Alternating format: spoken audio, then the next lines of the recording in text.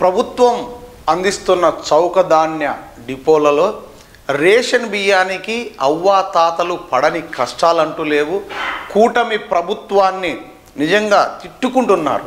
ఇంతకుముందు బాగా వచ్చేటి బియ్యం ఈ ప్రభుత్వం వచ్చిన తర్వాత ఈ విధంగా ఇబ్బందులు పెడుతున్నారు. అది కూడా ఒకరోజే ఇస్తున్నారు, లేదా ఒకరోజు అయిపోతే లేవు అయిపోయినాయని చెప్తారంట. ఎక్కడికి పోయినా కూడా ఇక్కడ లేవు అంటున్నారు. అంటే ఆ బియ్యం మరి మిగిలిన బియ్యం ఎక్కడికి పోతున్నాయి?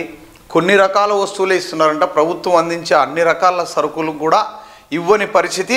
ఆ బియ్యానికి కూడా ఈ అవ్వాతాతలు ఏం చెప్తున్నారు అనేది ఒకసారి విని మళ్ళీ తర్వాత వీడియోలోకి వెళ్దాం. ఏమి ఇంతమంది ఉన్నారు ఇక్కడ? బియ్యానికి 2 రోజులు 3 రోజులు 4 రోజులు ఇస్తే సరిపోతుంది కదా? ఏం పెద్దమ్మా అంతే? రాకపోతే రేపు నెల. ఆ రేపు నెల కూడా మళ్ళీ ఒక రోజే ఇచ్చేది. 2వ రోజు రాకపోతే అది కూడా రాదు. ఇంకా ఈ చూడండి ఎంతమంది క్యూ లైన్లో ఉన్నారో. అంతా పాపం పని చేసుకునే వాళ్ళు, ముసలి వాళ్ళు ఎక్కువ మంది. అక్కడక్కడ ఎవరైనా ఉన్నారు కానీ ఎక్కువ శాతం అందరూ కూడా లేడీస్ వచ్చినారు. దీంట్లో వృద్ధులు ఉన్నారు.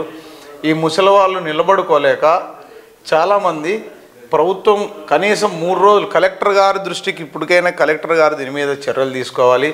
ఇక్కడ చూడండి అవ్వాలందరూ ఎలా కూర్చున్నారు. పాపం నిలబడలేక ఓపిక లేక కూర్చొని ఉన్నారు. పోనీ పొద్దునొస్తే మధ్యాహ్నం అవుతుందంట. ఆ మధ్యాహ్నం వరకు కూడా ఒకే ఆయన ఉన్నాడు అక్కడ. ఒకే ఆయన ఇస్తున్నాడు.